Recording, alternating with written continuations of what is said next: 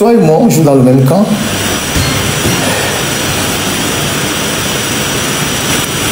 C'est quand on est dans la cour de récréation que les élèves sont mélangés. Et quand on siffle, chacun connaît sa classe. Me donnant une puissance incroyable.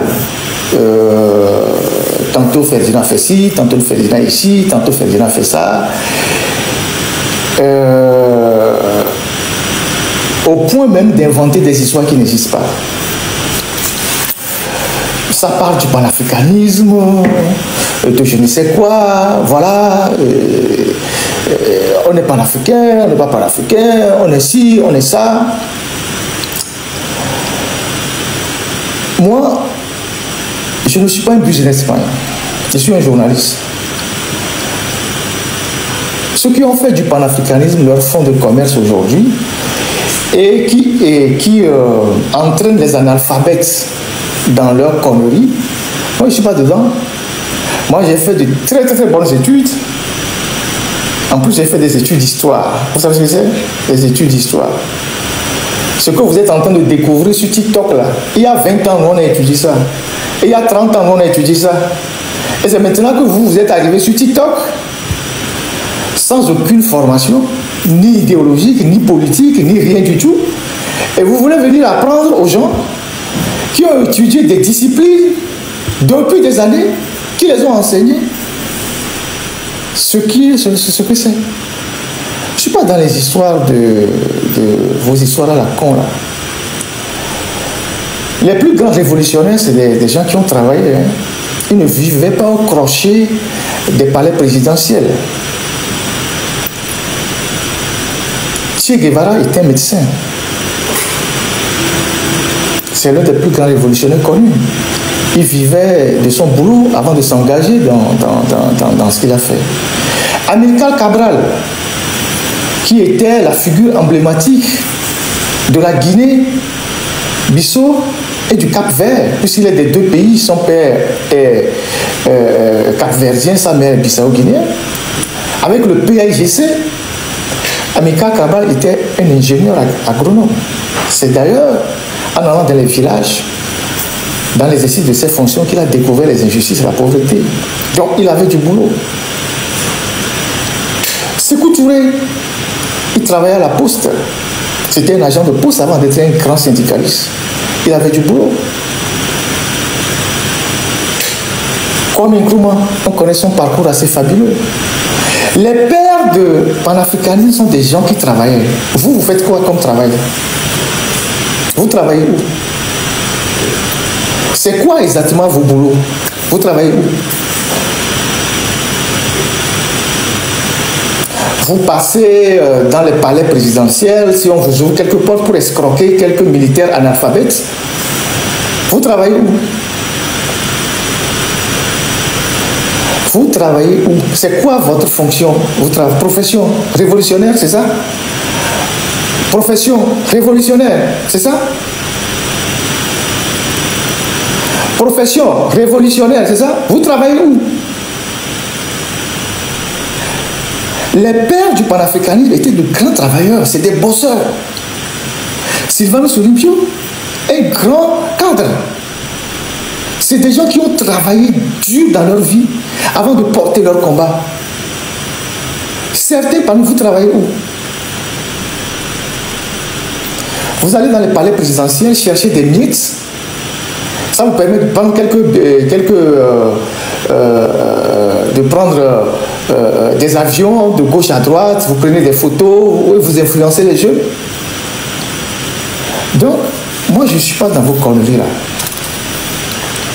Je suis loin de vos conneries là. La dernière fois, il y a un, et c'est à lui que je réponds premièrement avant de répondre aux autres, qui s'est permis dans un live de dire il y a un journaliste qui joue au journaliste d'investigation, qui fait ci, qui fait ça, qui fait ça.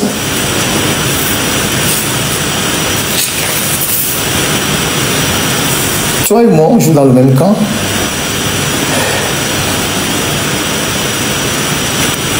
C'est quand on est dans la cour de récréation que les élèves sont mélangés. Et quand on siffle, chacun connaît sa classe, hein, sa valeur. Toi qui te mets sur ton ergot pour vouloir donner des leçons aux gens, es un individu moralement propre pour nous donner des raisons? Tu parles de Thomas Dietrich. Tu sais le travail que j'ai fait avec Thomas Dietrich? Tu sais comment Thomas Dietrich et moi on se parle?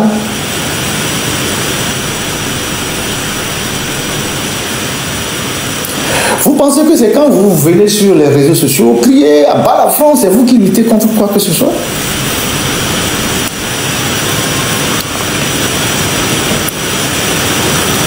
Et toi,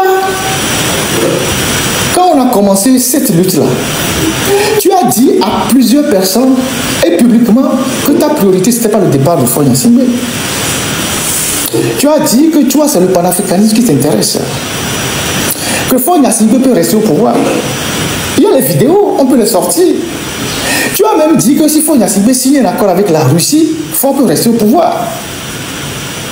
La question de Faure Gnassingbé ne t'intéressait pas. Toi, ton objectif, c'est d'introduire la Russie au Togo et en Afrique.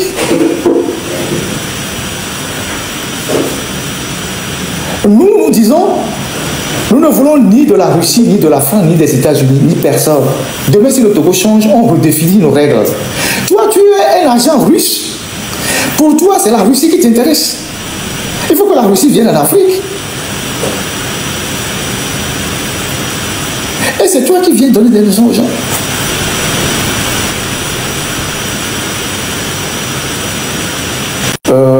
Mais Donald, parce que toi, on connaît ton parcours, hein, de violeur de mineurs en France.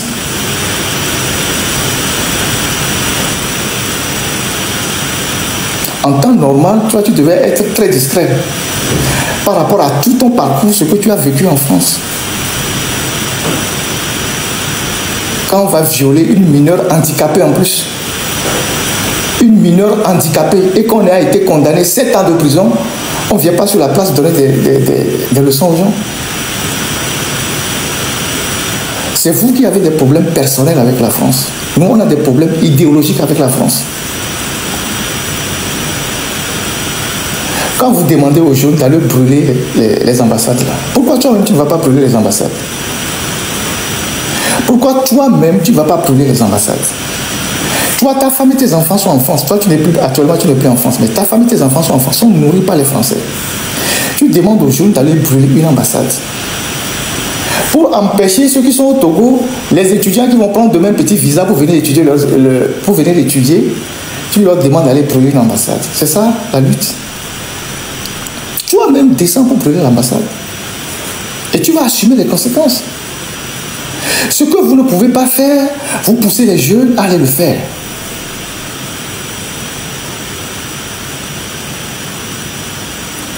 J'ouvre une parenthèse. Vous allez remarquer que tous les activistes américains, nos frères qui sont aux États-Unis, tous les activistes, aucun d'entre eux n'ose attaquer les Américains, ni la politique américaine. Et pourtant, les Américains, ils sont ceux qui font plus de guerres dans le monde. Parce que quand on leur donne la nationalité, on leur impose des règles strictes. Ils savent très bien que le jour où quelqu'un d'entre eux ouvre la bouche pour critiquer la politique américaine, on lui retire la nationalité, on l'expulse. C'est la France qui autorise ça. Sylvanus Olympio a été assassiné à l'intérieur de l'ambassade des États-Unis au Togo. Moi, j'ai lu les archives. Sylvanus Olympio a été assassiné à l'intérieur de l'ambassade des États-Unis au Togo. Vous entendez un seul activiste togolais vivant aux États-Unis dénoncer les Américains? Vous avez une fois entendu un seul activiste togolais aux États-Unis dénoncer les Américains? Ils savent ce qui les attend s'ils font ça. Ils savent ce qui les attend s'ils font ça. Parce que le jour où on te donne la nationalité américaine, tu prêtes serment, tu sais, tu connais ce que tu peux faire, tu sais ce que tu ne peux pas faire avec la nationalité américaine. Et ce sont eux qui se défoulent sur les autres.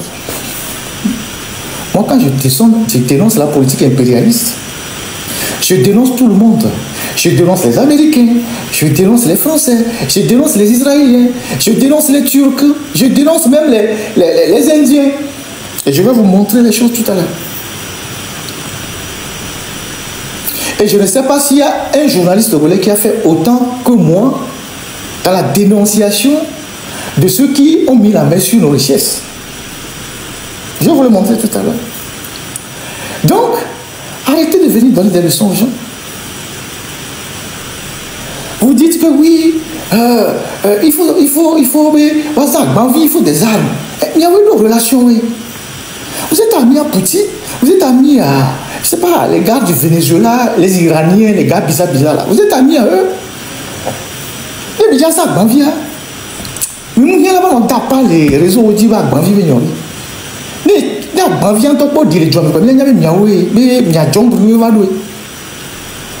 Si vous avez la solution là, vous pensez que c'est ça que vous devez utiliser là.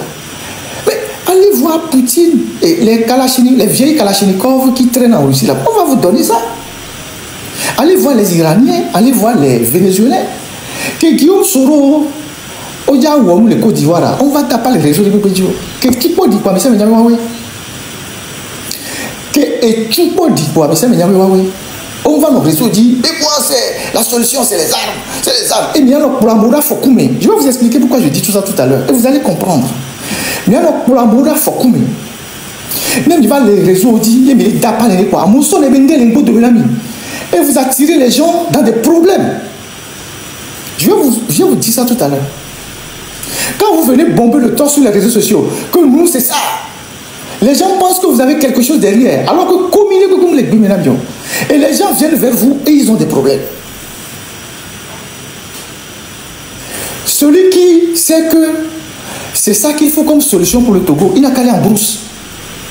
Le jour où ça tire, on sait que c'est lui. Au moins, il nous aura sauvés. Ça va régler rapidement le problème. Ça va régler rapidement le problème. Surtout que vous avez des amis qui peuvent vous fournir du matériel. Togocom, vous savez que Togo, il y a cela. Il y a des Français dedans. Il y a quelques actions pour quelques réseaux français dedans. Il n'y a pas quelqu'un qui a écrit contre la privatisation de Togocom plus que moi. Les sociétés au port autonome de Lomé, guichet unique, tout ça, j'ai dénoncé tout ça. Après, je sais qu'il n'y a pas que la France seule qui a des intérêts au Togo. Il y a des Indiens qui pillent le Togo. J'ai fait les Panama Papers, mais mon journal a fait les Panama Papers. Vous étiez où? On a fait les Panama Papers. Aujourd'hui, l'OTR est en train de redresser Ouassem à 10 milliards. C'est en se basant sur ce qu'on avait fait il y a 6 ans. Ça veut dire que je suis aussi utile à la République. Quand je sors les dossiers, les gens m'insultent, mais quand ça leur rapporte de l'argent, ils ne viennent plus dire Ferdinand merci. J'ai parlé de Simco et ses réseaux. Quand j'ai parlé de Simco, vous avez suivi ça dans le live, la société burkinabé de ciment. Vous savez que l'OTR est parti faire un redressement là-bas. Simco et ses alliés, à la suite de mes dénonciations. Est-ce que les gens de l'OTR sont revenus vous dire que, à la suite de ce que Ferdinand a dénoncé, on est parti leur faire un redressement? Jusqu'à ce qu'il y a 3 inspecteurs là qui sont allés dans une société de sous-traitance de Simco, on leur a donné de l'argent. Mais je ne me suis pas permis de venir citer leur nom ici. Vous savez ce que la dénonciation du pétrole Gates a permis à l'État togolais de récupérer comme argent? Vous savez ça? Mais ils m'ont fait passer pour un menteur, alors que tout le rapport m'a donné raison. Mais ça leur a permis de voir ce qui se passait dans le domaine. Ils ont récupéré des trucs. Parce qu'ils ne peuvent pas venir vous dire ça publiquement. Puisque c'est Ferdinand qui a fait sortir ça. Les réseaux de Swascan, c'est aussi la France-Afrique ça. Qui a dénoncé ça? Nous sommes nombreux, on n'est pas nombreux. Il y a moi, Liberté, tout ça. On a écrit plusieurs fois sur Swascan. Le général Germanos, qui est décédé maintenant, qui est conseiller militaire de Faure Gnassingbé, qui a créé les bureaux Togo après le Cameroun, qui l'a dénoncé. Charles Debache, qui a écrit les plus grands articles sur Charles Debache au Togo. Celui qui a modifié les constitutions au Togo. Vous sortez d'où? J'ai compris que vous n'avez jamais rien lu. Vous êtes tombé dans la politique comme un cheveu dans la soupe. Et vous pensez que la politique au Togo a commencé avec vous, sur TikTok. Alors vous venez, vous balancez des étiquettes aux gens. Oui, il est France-Africain, il est ci, il est ça, il est ci, il est ça. Le jour où vous allez faire 1% de ce que je viens de vous montrer là, de tout ce que je dis là, vous pouvez venir me faire des reproches. Le jour où vous allez faire 1% de tout ce que j'ai fait, les Israéliens qui pillent le phosphate togolais, qui les a dénoncés? Qui les a dénoncés? Les Turcs aujourd'hui, qui sont au Togo, à qui on est en train de donner des mines, qui les a dénoncés? Qui les dénonce? Vous pensez que c'est seulement la France qui fait les affaires au Togo? Il y a même des pays qui font plus d'affaires au Togo que la France. Notamment Israël, notamment les Chinois, les Indiens. C'est tous ces gens-là que nous devons dénoncer parce que demain, quand notre pays va changer, notre rapport avec ces gens-là doit fondamentalement changer. Je ne dis pas qu'on va leur tourner le dos, mais nous allons imposer notre volonté à tous ces gens-là. Qu'ils soient français, américains, je sais pas, turcs, indiens, tout ça là. Les Togolais vont définir de nouveaux rapports avec ces gens-là. Donc, arrêtez de nous casser les oreilles tous les jours.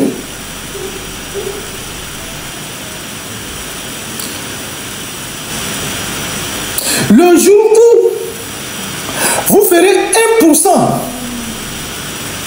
de tout ce combat-là que j'ai porté pendant des années, et j'ai eu pas mal d'ennuis, venez me donner des leçons. Pour le moment, bavarder sur TikTok, ça ne veut pas dire lutter contre la France-Afrique. Pour terminer, je tiens à vous dire que dans le dossier Bolloré de 2010 au Togo, où Bolloré a été accusé d'avoir financé la campagne de Faure Gnassingbé, il y a des organisations de la société civile qui ont porté plainte contre Bolloré à la Cour de justice de la CEDEAO.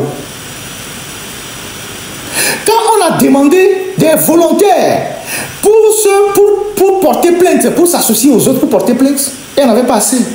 Nous sommes seulement 2 journalistes togolais, plus une organisation de la société civile, qui avons posé notre signature pour porter plainte contre Bolloré à la Cour de justice de la CEDEAO. L'affaire est en cours. L'affaire est en cours. Moi, Ferdinand, que vous voyez là, j'ai déposé ma signature pour porter plainte contre Bolloré à la Cour de justice de la CEDEAO.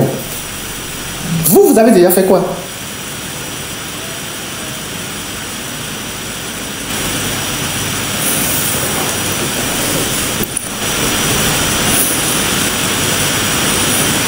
Si vous avez des problèmes à régler, vous avez des comptes à régler avec moi parce que ma tête ne vous plaît pas, parce qu'à un moment donné, voilà. Mais vous pouvez m'insulter, vous pouvez dire oui, j'ai un gros nez, j'ai une tête ceci, j'ai ça, j'ai ça. Mais vous allez sortir des informations qui sont totalement fausses. Que moi j'étais au Nigeria en 2017, on voulait que Faure parte. Moi je me suis levé pour taper du poing sur la table pour dire que si Faure doit partir, si Faure n'est pas remplacé par François Bokor, donc Faure peut rester au pouvoir. Waouh! Donc, moi, Ferdinand, que vous voyez là, pendant la crise de 2017, là, moi, j'étais parti à Abuja, dans une délégation avec les chefs d'État et le président du Nigeria à l'époque, qui est Buhari, a décidé que Faure doit partir. Et moi, gringalé comme ça, Ferdinand, je me suis levé, j'ai tapé du poing sur la table. J'ai dit, si Faure n'est pas remplacé par François Bokor, qui est mon ami, donc Faure n'a qu'à rester au pouvoir. Ah oui? Je ne savais pas que j'avais cette force-là. Et je ne savais pas que j'étais aussi à Abuja en 2018, en 2017, en 2019. J'étais dans quelle délégation alors? J'étais membre de parti politique. J'étais société civile, j'étais de PNP, j'étais de CDPA, j'étais de ANC, j'étais de UFC. J'étais qui? J'étais qui? J'étais qui pour aller à un dialogue avec les chefs d'État à Abuja et le président du Nigeria, Buhari, parce qu'en 2017, le président du Nigeria c'était Buhari. Buhari a décidé que Faure doit partir et moi, Ferdinand, gringalé que je suis là, j'étais là autour de la table de négociation et j'ai dit, si Faure doit partir, c'est M. Bokor qui doit le remplacer. Si ce n'est pas le cas, Faure peut rester. Ah oui? Vous êtes sérieux là? En 2017, j'étais aux États-Unis. En 2017, j'ai marché à Washington avec tous les Togolais. On a manifesté à Washington. En 2017, j'étais aux États-Unis. Et je rentrais des États-Unis quand j'étais arrêté à l'aéroport. Donc, si vous voulez même des choses pour, je ne sais pas me faire quoi, mais dites quelque chose qui est proche de la vérité. Vous sortez ces histoires d'où?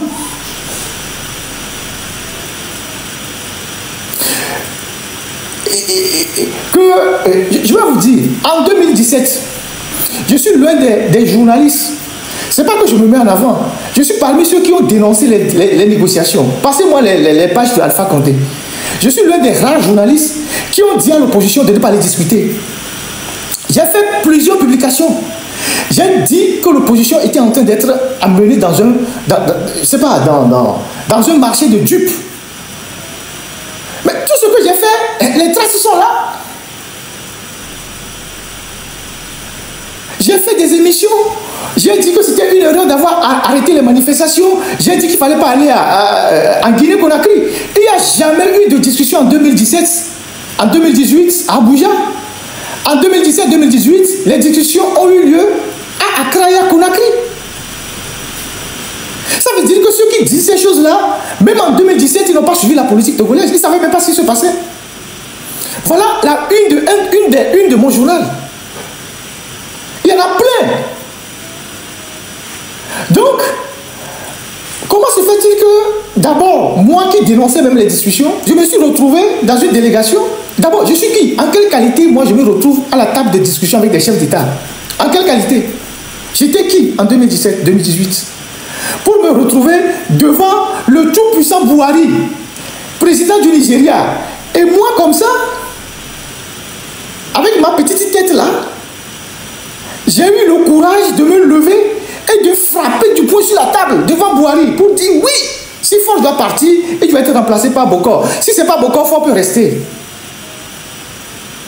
Ah oui? Midjagbabalo. Bon courage à vous. Et je vais en finir par là. Et voilà des unes. Voilà les journaux que j'ai. Voilà tout ce que j'ai écrit à l'époque. C'est pour ça que je dis, est-ce que vous lisez les journaux à l'époque? Est-ce que vous lisez le travail que je faisais à l'époque? Vous n'avez rien lu. Vous, la politique a commencé avec vous sur TikTok.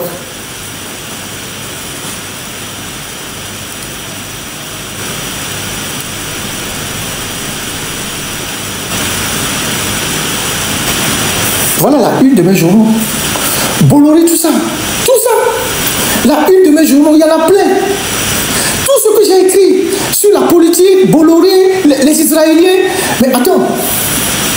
Les Panama Papers, les gens qui ont caché l'argent en Suisse.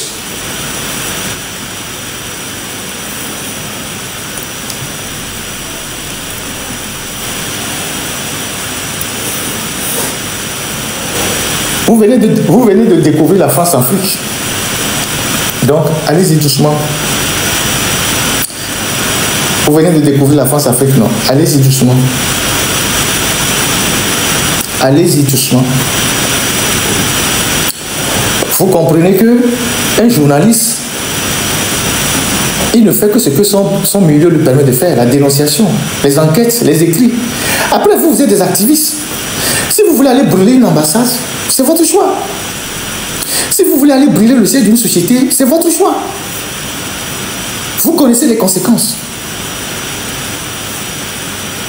Moi, en tant que journaliste, j'ai un bic et j'ai un cerveau. Et dans l'exercice de mes fonctions, je sais ce que je dois faire pour participer à cette lutte-là. Et je le fais déjà très bien. Et je le fais beaucoup. Et j'en ai payé le prix. Donc le jour où un seul parmi vous va se retrouver en prison ou va avoir un problème parce qu'il a dénoncé la France-Afrique, je vais commencer par être sérieux avec vous.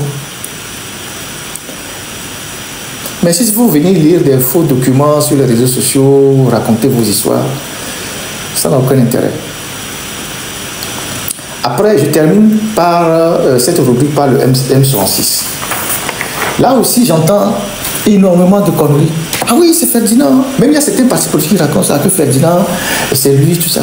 J'ai lu la dernière fois.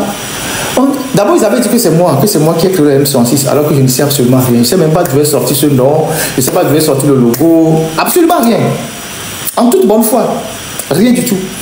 Je sais que j'ai échangé plusieurs fois avec Zaga. Zaga dit que je suis son idole. On a parlé plusieurs fois. Mais en dehors de ça, pas grand-chose. Ils font leurs réunions. Je sais qu'aujourd'hui, ils parlent avec tout le monde, les partis politiques, les organisations de la société civile en France, un peu partout. Mais ils ont dit que c'est moi, que c'est Ferdinand qui a créé le M66, alors que je n'en sais absolument rien. Je ne sais même pas d'où est sorti ce nom-là. La dernière fois, ils disent quoi? Ce n'est plus Ferdinand, que c'est Kofi Yamian, c'est Jean-Sylvanus Olympio, c'est Bokor qui ont créé le M66. Encore un gros mensonge. Et le gars le disait avec certitude. Kofi Yamian, François Bokor et Jean-Sylvanus Olympio qui étaient ensemble dans le MNL et qui n'ont pas pu s'entendre. Au point que M. Bokor a démissionné du MNL. Tout le monde a suivi tout ce scénario-là. Donc les trois se sont réunis encore ensemble pour créer M66. Les trois personnes qui ne s'entendaient pas il y a à peine 2 mois, les trois là se sont encore réunis pour venir créer le M66. Vous voyez que vous sortez des choses de votre imaginaire.